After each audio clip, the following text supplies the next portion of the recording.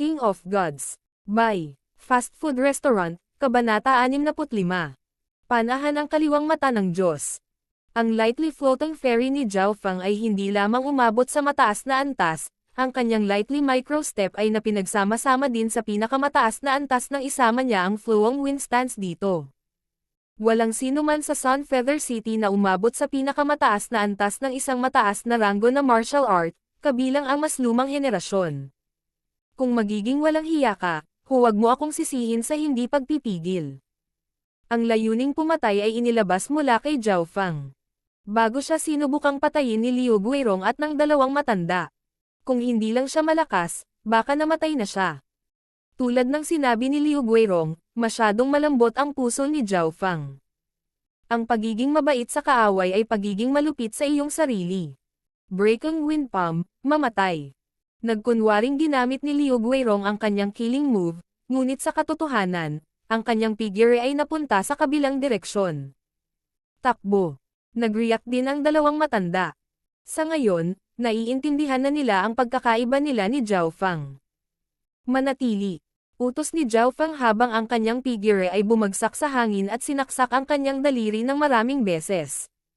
Whoosh! Whoosh! Whoosh! Nagmula sa himpapawid ang mga ingay. 3 Asher lights ang tumama sa hangin at tumama sa kanilang mga target. Woo! Naninigas ang katawan ni Liu Guirong nang lumitaw ang isang butas na kasing laki ng daliri sa kanyang noo. Nananatili pa rin sa mukha niya ang takot at gulat. Si Zhao Feng ay hindi pa nakakalapit sa kanya, kaya paano nagkaroon ng butas sa kanyang noo. Gayunpaman, nakita ng dalawang matanda kung paano gumalaw si Zhao Feng. Ngunit 2 mantsa ng dugo ang lumitaw din sa kanilang mga dibdib. Plop! Plop! Bumagsak sa lupa ang 2 matanda sa ika-5 ranggo. Patay. Ginamit ni Zhao Feng ang kanyang special star finger para patayin sila. Teng! Sa oras na ito, muling bumagsak si Zhao Feng sa lupa. Napatay niya silang 3 sa isang hininga lang. Ang isang martial master ay malamang na mahihirapan sa paggawa nito, ngunit si Zhao Feng ay tumaas ang bilis ng reaksyon at ang kanyang kaliwang mata ay nakalock sa kanyang mga target. Iligtas mo kami. Ang walang habag na pamamaraan ni Zhao Feng ay nagpasindek sa 6 na nasugatang martial artist sa lupa. Sa kanilang mga mata, ang mga pamamaraan ni Zhao Feng ay masasabing kapantay ng martial masters. Hindi nag-abala si Zhao Feng na harapin sila habang dahan-dahan siyang naglakad palabas ng lounge. Sa oras na ito, sa wakas ay dumating na ang mga tao ng sekta ng sangay. Pagdating sa lounge ng pamilya Liu, ang pinuno ng sekta na si Zhao Kaiyuan ay tumingin ng malalim kay Zhao Feng. Ito ay isang babala at halimbawa para sa lahat ng kapangyarihan sa loob ng Greenleaf Village. Nakatayo si Zhao Feng sa rooftop habang umaalingaw-ngaw ang kanyang boses sa paligid ng nayon. Isang halimbawa. Nanginginig ang puso ng lahat nang maunawaan nila ang kahulugan ng mga salita ng kabataan. Mula ngayon kung anumang kapangyarihan sa loob ng Greenleaf Village ang mangangahas na galitin ang pamilya Zhao, ito ang kanilang kahihinatnan.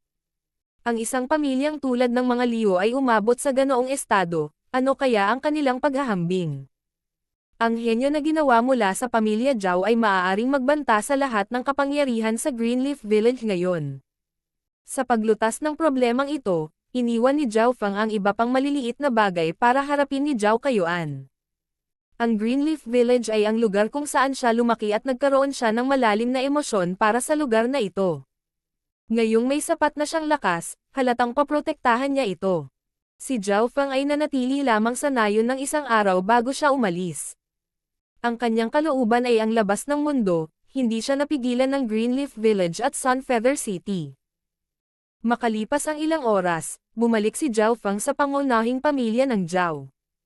Bukas, aalis na siya sa lugar na ito at papasok sa isang bagong yugto.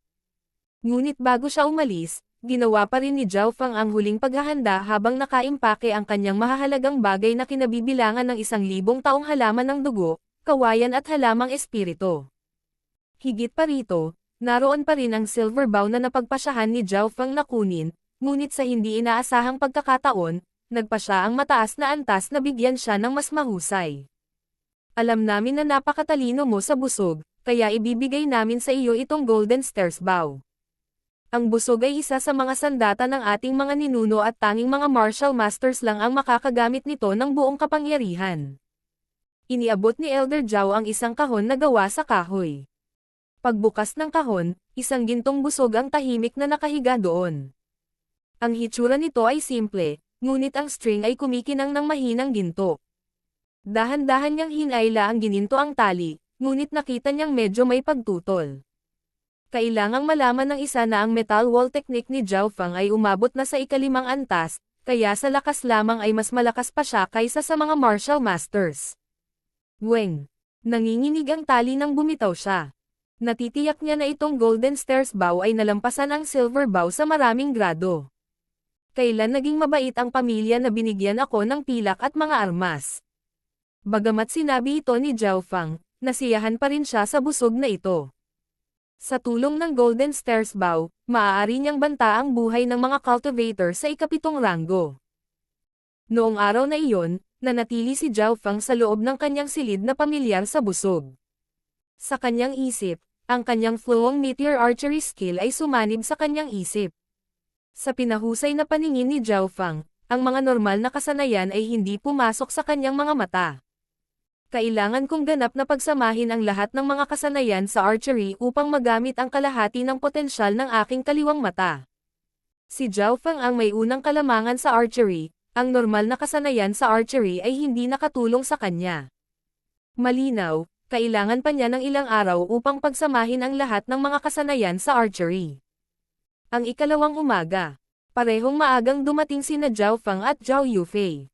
Nagkatinginan ang dalawa at ngumiti. Pagkatapos ng summit, nakatayo ngayon ang dalawa sa tuktok ng Sun Feather City. Hindi nagtagal, dumating na rin ang pinuno ng sekta. Sa pagharap ni na Zhao Feng at Zhao Yufei, ang mga matatanda ay lubos na gumagalang dahil alam nilang hindi masusukat ang kanilang kinabukasan. Sa kanilang potensyal, maaari nilang pangunahan ang pamilya Zhao sa mas mataas na taas. Shua! Lumitaw ang Asher Blur sa rooftop ng hall at lumitaw ang isang gwapong lalaki. Ang taong dumating ay si Master Ye, ngunit walang nakakita kung paano siya dumating. Zhao Feng, Zhao Yufei lumipas na ang 3 araw, sasama na kayong dalawa sa Guanzhen Province City. Bahagyang ngumiti si Ye Linyon. Oo, sina Zhao Yufei at Zhao Feng ay sabay na sumagot. Ang lalaking nakatayo sa harap nila ay isa sa pinakamalakas na tao sa Cloud Country, ang buong pamilya Zhao ay walang pagkakataon laban sa kanya. Seng! Seng! Sinundan ng dalawa si Ye Linyon at umupo sa isang karwahe na patungo sa hilaga. Sa ilalim ng anino ng isang puno sa labas ng gate ng pamilya Zhao. Mas maganda sa ganitong paraan. Sa potensyal at lihim ni Yufei. Pinaalis ng isang armadong matandang lalaki ang karwahe gamit ang kanyang mga mata. Sa mga susunod na araw, sina Zhao Feng at Zhao Yufei ay tumungo sa Guanzhen Province City. Ang distansya mula sa Guanzhen Province City at Sun Feather City ay umabot ng mga 4 hanggang 5 araw sa karwahe upang maglakbay. Sa oras na ito, pinagsama ni Zhao Feng ang asensya ng mga kasanayan sa archery upang lumikha ng kanyang sariling kasanayan. Dahil ang kasanayang ito ay binuo sa iba't ibang kasanayan at sa kanyang kaliwang mata, nagpasya siyang pangalanan itong Archery God's Left Eye. Ang kaliwang mata ay kumakatawan sa kanyang sariling mata na nagmula sa isang sinaunang Diyos. Sa paglipas ng panahon, nagsimulang mabuo ang kasanayan.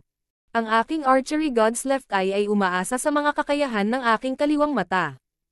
Ang kakanyahan ng kasanayan ay malamang na lumampas sa pinakamataas na ranggo ng martial arts. Tinansya ni Zhao Feng. Ang mga kasanayan sa archery ay medyo bihira, walang anumang pinakamataas na ranggo na mga kasanayan sa archery sa martial arts library ng pamilya Zhao. Sa paglalakbay, ginugol ni Ye Linyon ang karamihan ng kanyang oras na naka-cross-leg, naglilinang. Napabuntong hininga si Zhao Feng sa kanyang puso, naabot na niya ang ika-9 na ranggo at nagsusumikap pa rin siya. Kung ang maalamat na Holy Martial Path ay hindi kasama, hindi ba't ang ika-9 na ranggo ay ang pinakamalakas? Parang naramdaman ang tingin ni Zhao Feng na iminulat ni Ye Linyon ang kanyang mga mata. May kalahating araw pa bago tayo makarating sa Guanzhen Province City. May mga tanong ka bang gusto mong sagutin ko? Nagtatanong sa isang martial master ng ika-9 na ranggo. Nakita ni na Zhao Feng at Zhao Yufei ang pananabik sa mga mata ng isa't isa. Anong uri ng kaharian ang Holy Martial Path? Tanong ni Zhao Feng. Ang Holy Martial Path ay ang kaharian sa itaas ng ika-9 na ranggo, ngunit dahil hindi ko pa ito naabot, hindi ko talaga masasabi sa iyo ang tungkol dito. Ngunit ayon sa mga libro, kapag ang isang tao ay nakarating sa Holy Martial Path, ang kanilang mga katawan ay sasailalim sa ilang mga pagbabago at ang kanilang mga haba ng buhay ay tataas. Maaari mong maunawaan na ito ay lumalampas sa mga limitasyon ng katawan ng tao. Sagot ni Yelin yun. Lumalampas sa limitasyon ng katawan ng tao. Hindi maiwasan ni Zhao Feng na alalahanin ang Burning Wind stance. Ang paglipat ay tila nilalamon ang lahat ng bagay na nakatayo sa paraang ito at ang isang mortal na katawan ay tila hindi nakapagpapalabas ng ganoong uri ng kapangyarihan.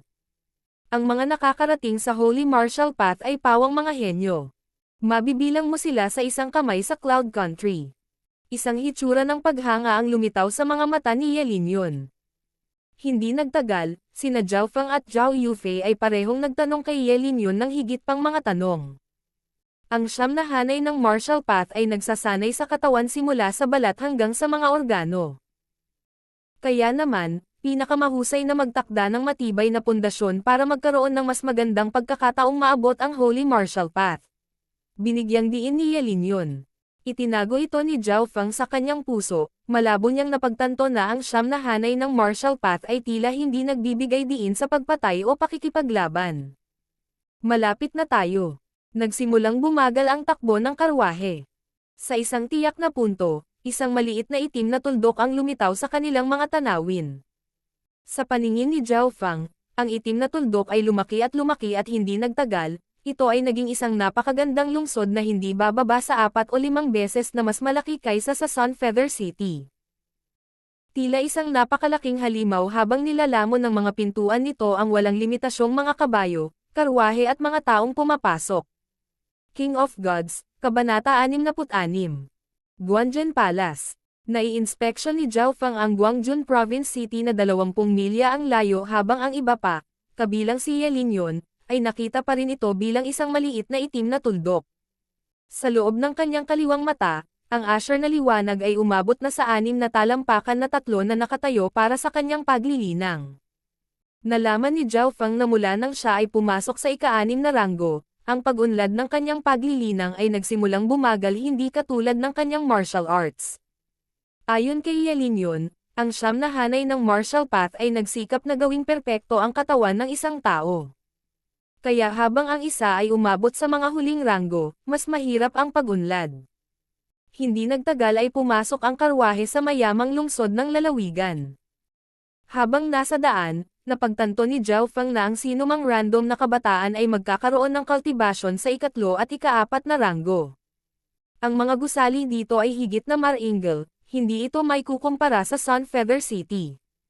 Sa wakas, ang karwahe ay pumasok sa kailaliman ng lungsod at huminto malapit sa isang mayaman, marangal na palasyo. Kung ikukumpara dito, ang mansyon ng pamilya Zhao ay parang lumang banyo lang, hindi man lang sila malapit na magka-level. Daharap ng gate lamang ay ilang mga karwahe ang lapad. Ang mas ikinagulat nila ay ang 8 gwardya sa front gate ay nakarating na sa ika-4 na ranggo o mas mataas. Ang mga cultivator sa ika-4 na ranggo ay mga gwardya lamang dito. Bahagyang natulala si Zhao Feng. Palibhasa'y ipinanganak sa isang maliit na nayon at naglilinang sa antas na ito, naunawaan niya kung gaano karaming pagsisikap at paakit ang kailangan. Ang mga martial artist na nasa ika-4 na ranggo o mas mataas ay igagalang pa sa Sunfeather City. Ito ang Guanjun Palace at ito ang pinakamaimpluwensyang lugar sa lungsod. Malapit ko na kayong ilipat sa Sky Guards Battalion kung saan namin sinasanay ang aming mga henyo. Nagbabala si Yelin yun. Guanjun Palace. Sky Guards Battalion. Tumaas ang bilis ng paghinga ni na Zhao Feng at Zhao Yufei. Matapos makapasok sa Guanjun Palace, napagtanto ni Zhao Feng na halos lahat ng cultivator ay nasa ika-4 na ranggo o mas mataas. Nakita pa ni Zhao Feng ang 3 martial masters ng ika-7 ranggo. Hindi nagtagal, dinala ni Yelin yun ang 2 sa isang lumang maruming bukid. Ito ay kakaiba na ang isang lumang maruming field na tulad nito ay lilito sa gitna ng Guanjun Palace. Sa field, may kaunting mga tolda at kaunting mga silid na gawa sa kahoy. Sa pinakagitna lang, may building. Ito ang ipinagbabawal na lugar ng Guanzhen Palace, ang Sky Guards Battalion na nilikha mismo ni Lord Guanzhen sa pag-asang magpalaki ng ilang mga henyo. Kasabay nito, ito ang backup ng Guanzhen Corps. Lumakad pasulong si Ye Linyon. Sky Guards Battalion. Dito tayo titira sa karumal-dumal na lugar. Tinitigan ni Zhao Fang ang maruming maputik na field na may 10 kahoy na kwarto at ilan pang mga tolda. Ang kapaligiran dito ay sobrang luma na hindi man lang ito may kumpara sa Greenleaf Village. Hahaha, Master Ye, ito ang 2 henyo na dinala mo.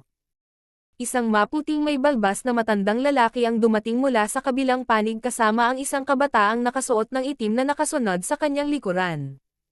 Master Hu. Sumenya si Ye Linyon sa maputing balbas na matandang lalaki.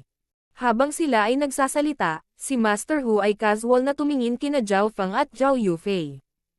Agad na naramdaman ng dalawa na parang nalantad ang lahat ng kanilang sikreto. Nayanig ang puso ni Zhao Fang, malamang na mas mataas pa ang cultivation ng matandang ito kaysa kay Ye Linyon.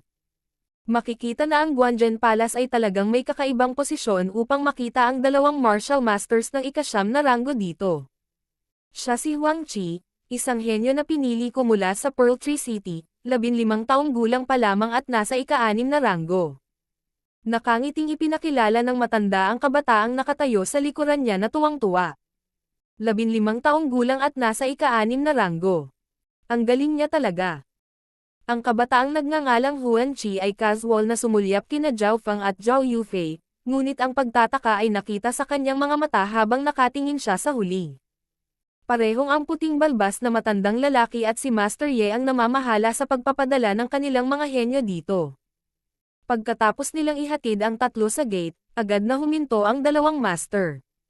Hanggang dito na lang kita ihahatid. Mas mabuting gumanap ka ng maayos dahil lalabas si Lord Guanzhen mula sa liblib na pagmumuni-muni sa susunod na buwan. Babala ni Ye Linyon saka umalis. Bilang isang martial master ng ika-9 na ranggo, ang kanyang oras ay mahalaga din. Kinausap din ng maputing balbas na matandang lalaki si Huang Qi. Kilala si Lord Guanzhen sa kanyang pagmamahal sa mga henyo, lalo na sa mga kabataan. Kailangan mong abutin ang pagkakataong ito para baguhin ang iyong kapalaran. Oo, Master Hu. Huminga ng malalim si Huan Qi at same time na sumagot. Si Lord Guanzhen ay isang alamat sa bansang ito at ang Sky Guards Battalion ay nilikha niya. Kung mananatili siya rito at maglilinang, hindi lamang siya makakatanggap ng mga mapagkukunan mula sa Guanzhen Palace ay magkakaroon din siya ng pagkakataong makita ang maalamat na Lord Guanzhen. Naglakad ang 2 mula sa pamilya Zhao sa maruruming bukid kasama si Huang Qi. Sa daan, nakita nila ang maraming kabataang kasing edad nila. Karamihan sa kanila ay nasa pagitan ng edad na 12 at 18 taong gulang, ngunit ang karamihan ay wala pang 16. Nangangahulugan ito na ang kanilang mga edad ay magkatulad. 12 taong gulang, pangatlong ranggo. Hindi mapigilan ni Zhao Fang na i-click ang kanyang dila. Parehong 12 taong gulang ang 2 bata na katatapos lang maglakad at umabot na sila sa ika-3 ranggo. Kailangang tandaan ng isang tao na si Zhao Fang ay hindi man lang tumuntong sa martial path noong siya ay 12. Higit pa rito, ang mga kabataan na may 14 at 15 taong gulang ay makikita sa lahat ng dako at ang kanilang paglilinang ay pawang nasa ika-4 na ranggo, na ang ilan ay umabot pa sa ika-5 at ika-6 na ranggo. Napalitan ng eksena ang ekspresyon ng bahagyang mayabang na si Huang Qi na solemna. Bago lang siguro itong 3. Ang mga kabataan ng Sky Guards Battalion ay interesadong tumingin sa 3, ngunit ang karamihan ng mga tingin ay dumapo kay Zhao Yufei. Maganda si Zhao Yufei at may purong malaanghel na aura sa kanya. Tingnan mo, may magandang babaeng henyo dito. Nagsimulang lumitaw ang mga figure mula sa loob ng Sky Guards Battalion. Sa pagtingin sa mga bagong mukha na ito, kumikinang ang mga spark sa kanilang mga mata. Pagpasok sa Sky Guards Battalion, alam ni Zhao Fang at ng iba pang 2 na sila ang mga henyo sa buong bansa. Dapat dito. Pumunta silang 3 sa gitna kung nasaan ang building. Dahil kakapasok lang nila sa Sky Guards Battalion, kailangan nilang mag-report dito. Bago kayong 3. Isang tamad na boses ang narinig mula sa likuran. Ano? Lumalabas ang malamig na pawis sa likod ni Zhao Feng nang lumingon siya at nakita ang isang binata na nakasuot ng silver. Napatalo ng tatlo sa takot, kailan nagpakita ang tao. Hindi nagtagal, napagtanto ni Zhao Feng na pamilyar ang mga damit. Bigla niyang napagtanto na sa araw ng summit, may isang katulad na figure na nakasuot ng parehong silver na damit at nasugatan niya ang matanda ng pamilya Qiu. Ang pangalan ko ay Third Guard at ako ang supervisor ng Sky Guards Battalion. Mula ngayon, miyembro ka na ng Sky Guards Battalion. Ngayon makinig sa mga patakaran. Simple at maikli ang mga salita ng mga kabataan. Ang mga patakaran ng Sky Guards Battalion ay mahigpit. Una, ang bawat miyembro ay maaaring umalis ng isang beses sa isang buwan. Pangalawa, iba't ibang tao ang nakatanggap ng iba't ibang pagtrato. Pangatlo, hanggat walang malubhang nasugatan, napilayan, namatay, magagawa mo ang lahat ng gusto mo. Ang una at pangatlong panuntunan ay madaling maunawaan. Ngunit ano ang ibig sabihin ng pangalawa? Nang hapong iyon, naunawaan ni Zhao Feng ang dahilan. Mayroon lamang 10 kahoy na silid at 30 tent sa Sky Guards Battalion. Dahil kara-rating lang ng 3, lahat sila ay nakatanggap ng isang lumang pagod na tent na kasya naman silang 3. Dito tayo matutulog. Sinubukan ni Huang Qi na pigilan ang kanyang galit. Ang lumang pagod na tolda ay halos hindi makaharang sa ulan at hangin. Bilang para sa anumang bagay na ito ay ganap na walang silbi. Ang pagiging henyo ng Pearl Tree City kailan siya nakatanggap ng ganoong pagtrato. Napakunot ang kilay ni Zhao Feng, para sa kanya ay ayos lang ngunit si Zhao Yufei ay isang babae at maganda rin. Hindi man lang maharangan ng kalokohang tent na ito ang karamihan sa mga pribadong bahagi. Kinagat ni Zhao Yufei ang kanyang mga labi, ngunit wala siyang sinabi. Oh, mga bagong bata, ang kailangan mo lang gawin para makapasok sa mga silid na gawa sa kahoy ay talunin ang kanilang mga orihinal na may-ari. Isang payat na kabataan ang lumakad na puno ng kagalakan at nagbabala.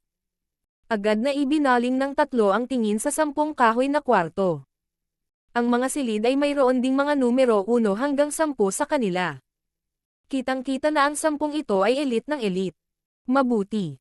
Ang kailangan ko lang gawin para makakuha ng wooden room ay talunin ang orihinal na may-ari. Hindi napigilan ni Huang Qi na kuskusin ang kanyang mga kamay. Buo ang tiwala niya na sa kanyang ika-6 na ranggo na paglilinang at pagiging nangungunang henyo ng Pearl Tree City, madali siyang makakakuha ng silid. Oras ng hapunan. Dinala ng ilang Guanzhen guard ang pagkain sa mga kabataan sa kanilang mga tolda. Pui. Puff. Anong klaseng pagkain ito? Parang pagkain na pinapakain ko sa mga baboy ko. Nakatikim ng kaunti si Huang Qi ngunit agad itong iniluwa. Masyado lang nakakadiri.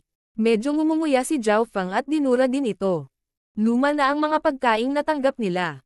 Ngunit sa lalong madaling panahon na pagtanto ng 3 na ang mga gwardya na sa mga silid na gawa sa kahoy ay may mga plato na puno ng masasarap at masarap na pagkain. Gago! Nagmura si Huang Qi at tumayo. Kitang-kita na ang mga kabataang nakatira sa loob ng mga silid na gawa sa kahoy ay nakatanggap ng mas mabuting pagtrato. Ang mga kabataan sa loob ng mga silid na gawa sa kahoy ay kilala bilang 10 Sky Guards. Kung saan ang iba sa amin ay kumakain ng tirang pagkain, nakakakain sila ng mga kababalaghan ng mundo at mayroon silang sariling mga personal na tagapaglingkod. Bawat buwan, nakakakuha tayo ng 2,100 piraso ng pilak, nakakakuha sila ng hindi bababa sa 10,000 at tumatanggap ng iba't ibang mga table tasks at mapagkukunan. Malamang, kung magiging isa ka sa 10 Sky Guards, may pagkakataong makatanggap ng mga pointer mula mismo kay Lord Guanzhen. Hindi patas ang sinabi ng payat na kabataan noon at pinag-usapan ang iba't ibang pagtrato na natanggap nila. Ngayon, lubos na naunawaan ni Zhao Feng ang kahulugan ng pangalawang tuntunin. Iba't ibang tao ang nakakakuha ng iba't ibang paggamot. Ang mahalaga lang dito ay lakas, sa pamamagitan lamang ng lakas ay matatanggap mo ang iyong paggalang. Gusto kong hamanin ang isang tao. Napaungo si Huang Qi habang inihagis niya sa lupa ang tirang pagkain at tumakbo patungo sa direksyon ng mga kahoy na silid. King of Gods, Kabanata 67. 10 Sky Guards. Ang alulong mula kay Huang Qi ay nakakuha ng atensyon ni na Zhao Yufei at Zhao Feng. May hahamunin ba siya? Nagpalitan ng tingin sina Zhao Feng at Zhao Yufei at pinanood si Huang Qi na tumatakbo patungo sa direksyon ng mga kahoy na silid. ZZZ. Ngayon magsisimula na ang palabas. Nagsimulang lumitaw ang mga figure mula sa loob ng mga tolda. Mayroon siyang lakas ng loob na hamanin ang 10 Sky Guards sa unang araw. Mayroon siyang karapatan na, siya ay nasa ika-6 na ranggo. Pinagmasdan ng mga mata ni Zhao Feng ang mga kabataang lumalabas sa kanilang mga tolda at nalaman na karamihan sa kanilang mga kultibasyon ay nasa ika-4 o ika-5 ranggo. Mayroon ding ilang medyo mas matanda sa ika-6 na ranggo. Ang taong may pinakamasamang potensyal dito ay kapantay na ni Zhao Linlong ng Sun Feather City. Hindi nagtagal, dumating si Huang Qi sa harap ng 10 kahoy na silid, na may mga numero ayon sa kanilang lakas. Ang ika-10 may-ari ay ang ika-10 pinakamalakas at dahil ito ang unang pagkakataon na hinamon ni Huang Qi ang isang tao, halatang pinili niya ang lalaki sa dulo. Hahaha. Sinong nang ahas na hamanin ako? Ako si Li Changfeng. Isang mayabang na tawa ang nagmula sa loob ng kwarto. Sa pamamagitan ng langit-ngit, bumukas ang pinto at lumabas ang isang kabataang puno ng mga galos. Ang numero 10 si Li Changfeng ay naabot lamang ang pinakamataas na ika-5 ranggo, ngunit siya ay puno ng nakakatakot na aura. Ang isang mababang ika-5 ranggo ay nangangahas na maging mayabang. Sa maputik na bukid, nagkaharap ang dalawa. Mayabang man o hindi, malalaman mo rin. Tumawa si Li Changfeng at naglabas ng isang itim na espada na maraming butas, tulad ng mga galos sa kanyang katawan. Tumigil ka na sa pagsasalita at lumaban ka. Lumabo ang figure ni Huang Qi habang gumagamit siya ng mataas na ranggo na martial art na umabot na sa pinakamataas na antas. 13 Legs of the Willow. Bulalas ni Huang Qi habang nagsagawa siya ng isa pang mataas na ranggo na martial art ng peak level. Ang dalawang kasanayang ito lamang ang nagpanguna sa kanya sa mga kabataan ng Pearl Tree City. Breaking Rock Sword. Ang hubog na talon ni Li Changfeng ay hiniwa at lumitaw ang isang madilim na pulang inner strength dito. Ang antas ng paggalaw na iyon ay umabot sa pinakamataas na antas. Pang! Ang dalawang mataas na ranggo na kasanayan ay nagbanggaan ng husto. Si Huang Qi ay napaungol at umatras ng ilang hakbang. Mataas na ranggo ng martial art. Pinakamataas na antas. Hindi makapaniwala si Huang Qi sa kanyang nakikita. Sa tabi ni Zhao Feng, ang pagkabigla ay lumitaw din sa mga mata ni Zhao Yufei. Splitting the Rocks.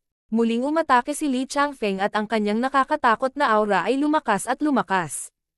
Feathers of the Flying Bird. Sa ilalim ng pressure, gumamit si Huang Qi ng isa pang kasanayan na nagbigay daan sa kanya upang makaiwas lamang sa pag-atake. Heavenly Rock Shatter. Sigaw ni Li Changfeng at sa gabi, ang talon na iyon ay tila kaya nitong sirain ang mga bundok. Ang kapangyarihan ng paglipat na ito ay lumampas sa orihinal na paglipat. Nakakatakot na suntok. Kumirat ang puso ng mga kabataang nanonood. Ang nakakatakot na aura na sinamahan ng kanyang husay sa espada ay tila nahati ang kalangitan. Flying Wind Palm. Sa punto ng panganib, hindi na nagpapigil si Huang Qi at bigla siyang gumamit ng peak rankong palm skill. Tila itinulak palayo ng palad ang mga ulap. Klang! Nagsalpukan ng enerhiya at nabuo ang isa pang butas sa field. Wow! Iniluwa ni Huang Qi ang isang subo ng dugo sa himpapawid at isang pulang sugat ang makikita sa kanyang kamiseta. Masyadong nakakatakot ang galaw na iyon ni Li Changfeng at parang maaari nitong patayin ang sinuman sa paraang iyon. Sa ilalim ng paghaharap, si Li Changfeng ay hindi man lang nasugatan. Umiling lang siya. Ayos ka lang. Nagmamadaling binuhat ni na Zhao Feng at Zhao Yufei si Huang Qi. Paano ako matatalo? Si Huang Qi ay hindi malubhang nasugatan ngunit siya ay puno ng pagkabigla at hindi paniniwala. Bilang nangungunang henyo ng Pearl Tree City at isang cultivator ng ika-6 na ranggo, paanong hindi niya matatalo ang isang tao sa ika-5 ranggo? Bilang isang manonood, mas malinaw na nakita ni Zhao Feng ang nangyari. Una, nagkaroon si Li Changfeng ng maraming karanasan sa labanan. Makikita ito sa lahat ng peklat sa kanyang katawan. Pangalawa, ang husay sa espada ni Li Changfeng ay umabot sa napakataas na antas. Kasabay ng nakakakilabot na aura, tila nakakamatay pa ang mga galaw niya. Maraming tao ang nakakita sa dalawang puntong ito ngunit hindi nila nakita ang pangatlo. Ang katawan ni Li Changfeng ay napakalakas at ito ay katumbas ng ika-4 na antas ng metal wall technique. Malakas. Tumanggaw si Zhao Feng. Siya at si Zhao Yufei ay tahimik na binuhat si Huang Qi habang naglalakad sila pabalik. Oh, bagong bata, gusto mong hamanin ang 10 Sky Guards gamit lang ang iyong lakas. Hihihi, hindi man lang niya nagawang makipagpalitan ng mahigit 3 galaw sa 10 Sky Guards. Parang hindi naman napakagaling ng mga bagong tao sa pagkakataong ito. Mula sa gilid ay nagmula ang tawanan. Kakapasok lang ng 3 sa Sky Guards Battalion at sila ay naibilang na mga baguhan. Sa gitna ng tawanan, nakuha ni Zhao Yufei ang atensyon ng maraming kabataan. Hahaha. Magandang babae, kung nararamdaman mong hindi komportable ang tent mo, pwede kang pumunta sa kwarto ko. Nakita pa lang ni Li Changfeng ang kagandahan ni Zhao Yufei at nabighani na rin siya dito. Ang mga salita ay naging sanhi ng pagtawa ng mga kabataan sa malapit.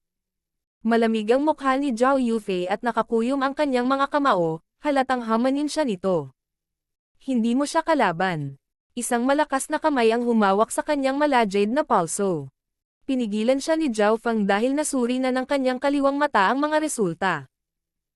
Bagamat ang kanilang kultibasyon ay magkaparehong antas, si Li Changfeng ay nagkaroon ng mas maraming karanasan sa labanan at siya ay mas mabangis. Kung hinamon ni Zhao Yufei si Li Changfeng, mayroon lamang siyang maximum na pagkakataon na 40% na manalo. Hindi ako naniniwala. Bahagyang namula ang mga pisngi ni Zhao Yufei at kahit na tila ayaw niya, hindi siya nagpumiglas. Zizi, saan nanggaling ang brat na ito? Dinilaan ni Li Changfeng ang kanyang mga labi at nadagdagan ang bangis sa kanyang mata. Tara na, hindi mapakali si Zhao Feng at umalis sa lugar habang hinihila ang kamay ni Zhao Yufei. Gustong umalis. Si Li Changfeng ay naging isang ihip ng hangin at hamarang sa kanilang dinadaanan. Ang kanyang high rank speed na kasanayan ay umabot na rin sa pinakamataas na antas. Gusto mo bang makipag-away? Malamig na sabi ni Zhao Feng. Hahaha. Hindi mo ba alam ang mga patakaran ng Sky Guards Battalion? Hanggat hindi sila malubhang nasugatan o napilayan, maaari mong ipaglaban ang lahat ng gusto mo. Tumawa si Li Changfeng. Nadama ang pakikiramay mula sa mga titig ng mga kabataan sa malapit. Oo, hindi ipinagbawal ng Sky Guards Battalion ang pakikipaglaban. Sa kabaligtaran, itinaguyod nila ito. Mas maganda sa ganitong paraan. Ang mapanganib na liwanag ay sumikat sa mga mata ni Zhao Feng. Teka Zhao Yufei, kukuha ako ng kwarto para sa iyo. Ang kanyang mga salita ay naging dahilan upang ang mga kabataan sa malapit at si Li Changfeng ay tumigas, ngunit pagkatapos noon ay tumawa. Brother Feng. Tila nag-aalala si Zhao Yufei.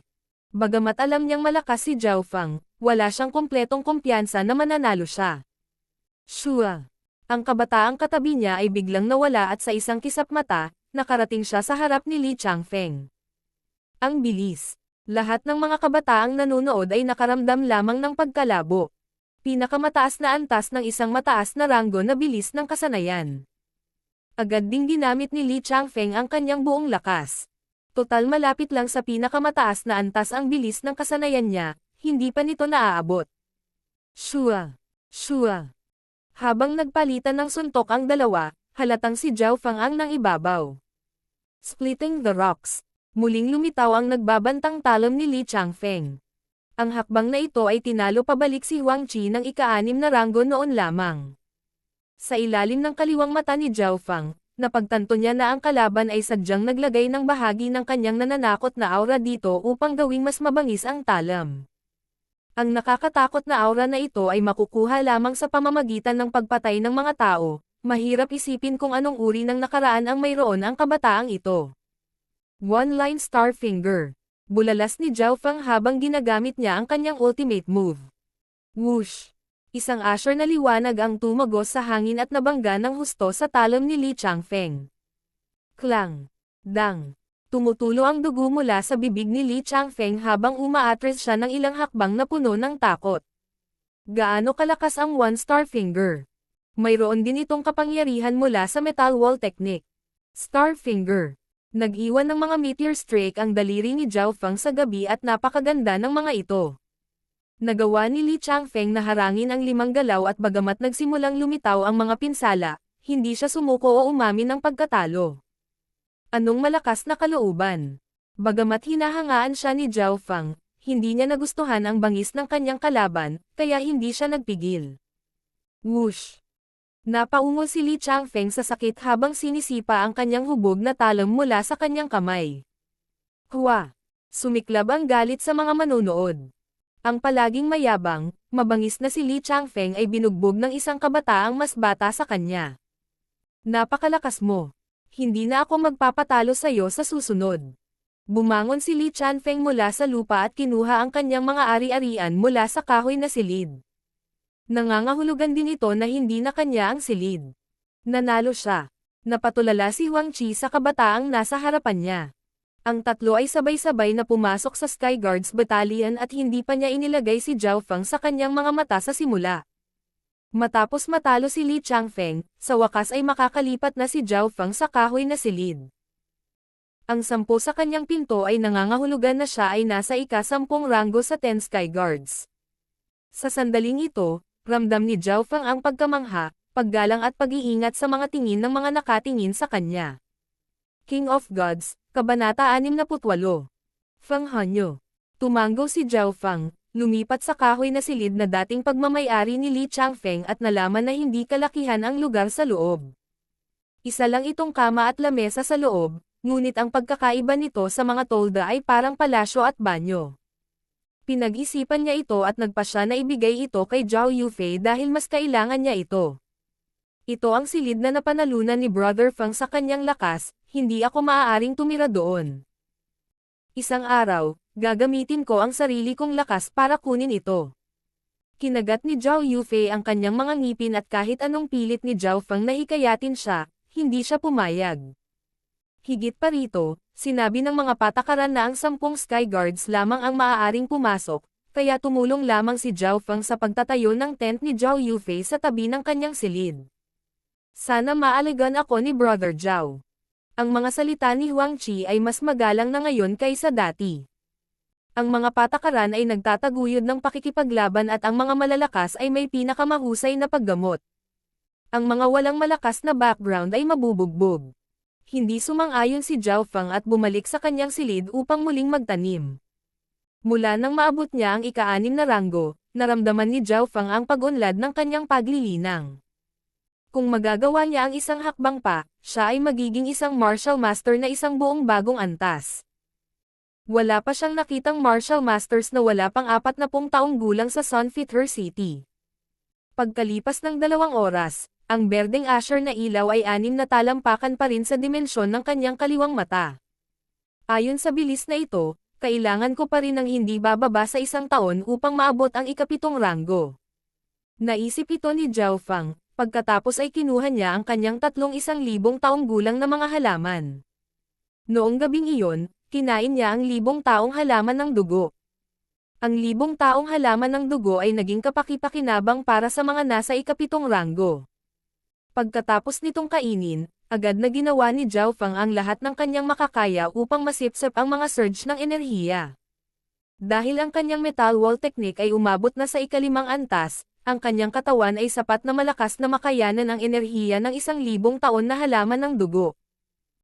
Ang pagsasanib ng kanyang kaliwang mata ay nabago rin ang kanyang katawan at ang kanyang dugo, kaya mas marami siyang nakuhang enerhiya kaysa sa iba. Pagkalipas ng 2 oras, naabsorb ni Zhao Feng ang halos lahat ng enerhiya. Sa loob ng kanyang kaliwang mata, ang berdeng ilaw ay umabot na sa 6 na talampakan 6. Maaabot ko ang mga huling yugto ng ika-6 na ranggo kapag kumuha ako ng isa pa. Pinag-isipan ito ni Zhao Feng ngunit hindi maganda ang patuloy na kainin ang mga mapagkukunang ito dahil may lason sa mga ito, na kapag nagamit ng sobra ay maghihigpit sa kanilang potensyal. Sa ikalawang umaga, lumabas si Zhao Feng sa silid na puno ng enerhiya. Hindi nagtagal, may mga katulong na nagpadala ng pagkain sa kanya at napakagalang nila. Ayon sa mga alituntunin ng Sky Guards Battalion, nakatanggap si Zhao Feng ng 10,000 piraso ng pilak at ilang mga table tasks. Sa kabutihang palad, ngayon ang huling araw ng buwan at nakuha ni Zhao Fang ang mga item na ito. Ang 10,000 pilak ay para lamang sa ika-10 Skyguard, tila ang mas mataas na ranggo ay makakatanggap ng 1,000 pilak pa. Ang mga table task at mapagkukunan na natanggap niya ay hindi gaanong nagamit para sa kanya dahil naabot na niya ang mga huling yugto ng ika-6 na ranggo, kaya nagpasya siyang ibigay ang ilan kay Zhao Yufei.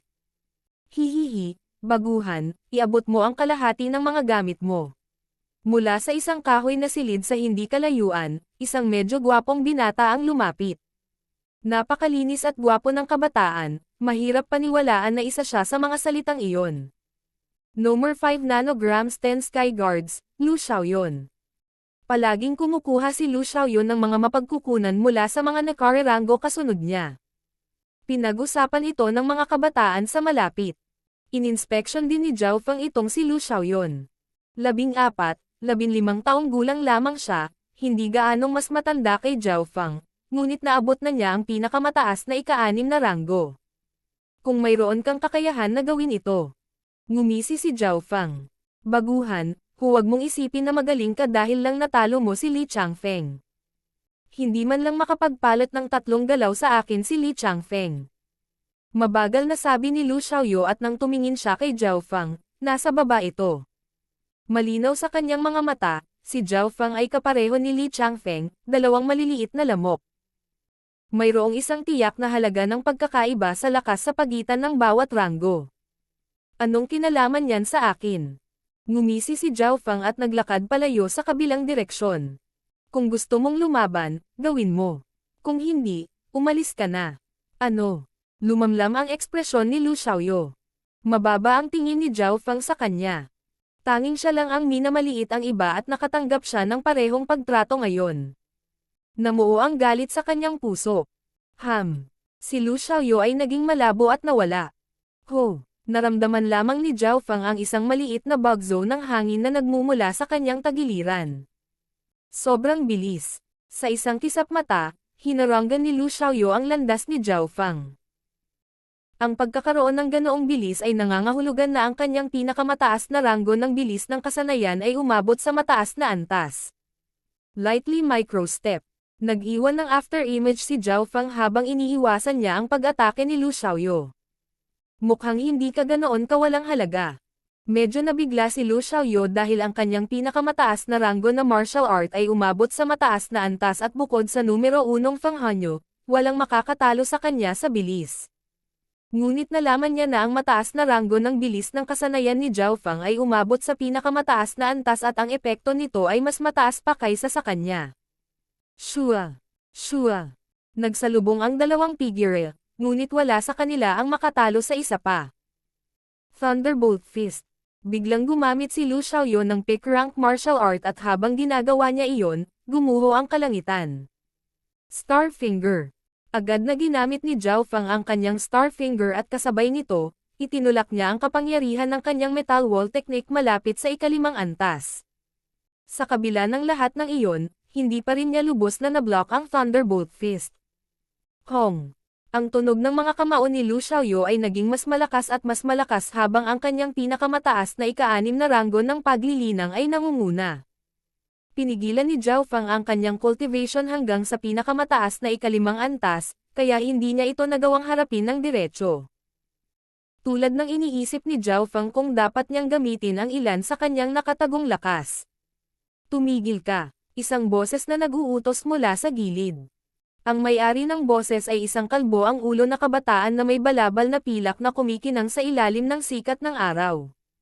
Ito ang numerong 2, Lei Kong. Bakas sa mukha ng binata ang takot. Natigil din ang away ng dalawa. Malinaw na nakita ni Zhao Fang ang pagkabahala at takot sa mga mata ni Lu Xiaoyu.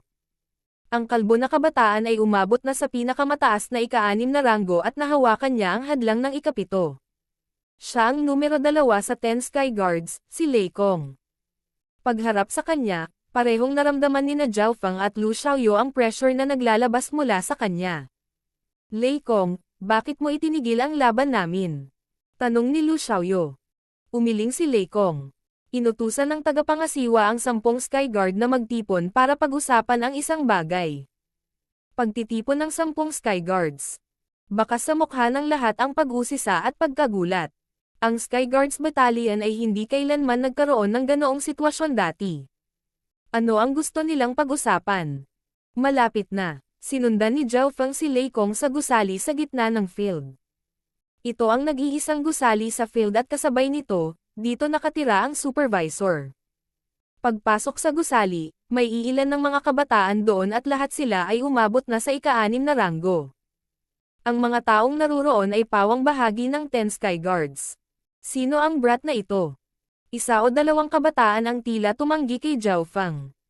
Tinalo niya si Li Changfeng at naging isa sa 10 Sky Guards. Walang ekspresyong sinabi ni Lu Xiaoyu. Tinalo niya si Li Changfeng.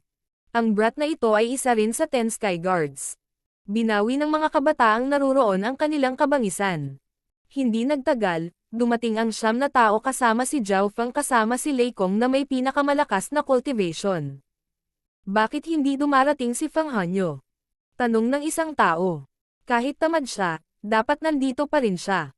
Si Feng Hanyo ang numero 1 henyo ng 10 Sky Guards. Habang tinatanong nila ito, pumasok ang isang magandang binata na may pilak na buhok. Sa una, naramdaman ni Zhao Feng na ang taong ito ay isang babae, ngunit sa pangalawang pagkakataon na inilabas ng kabataan ang kanyang aura, naramdaman ni Zhao Feng na ang hangin ay naging mas siksik. Bawat kilos ng magandang kabataan ay naglalabas ng makapangyarihang aura na para bang ang kanyang inner strength ay bumubuhos sa isang pag-iisip lamang. Whoosh! Huminga ng malamig si Zhao Feng. Ang Feng Hanyo na ito ay umabot sa ika-7 ranggo. Ang ika-7 ranggo. Ang iba pang 9 ay hindi nang ahas na tumingin kay Feng Hanyo sa mata. Napakalakas. Wala pa siyang 16 at isa na siyang martial master. Hindi maipaliwanag ni Zhao Feng ang pagkagulat. Mula sa karanasan niya sa Sun Feather City, karamihan sa mga cultivator ay hindi kailanman nakapasok sa ika-7 ranggo at nanatili sa pinakamataas na ika-6 na ranggo hanggang sa sila ay mamatay. Halimbawa, kahit na marami sa mga tinatawag na 10 Sky Guards ay nasa pinakamataas na ika-6 na ranggo, maaari silang manatiling ganito sa loob ng 10-10 taon o magpakailanman. Makikita ng isa kung gaano kahirap maging martial master, ngunit ang isang tao sa Sky Guards Battalion ay naging isa sa 16 na taong gulang pa lamang. Pagdating ni Feng Hanyo, casual niyang nilinggan ang iba at tumingin sa bagong mukha ng ilang segundo ngunit wala siyang nagawa. Sa kanyang mga mata, kahit ang mga henyo tulad ni Lei Kong at Lu Xiaoyun ay wala.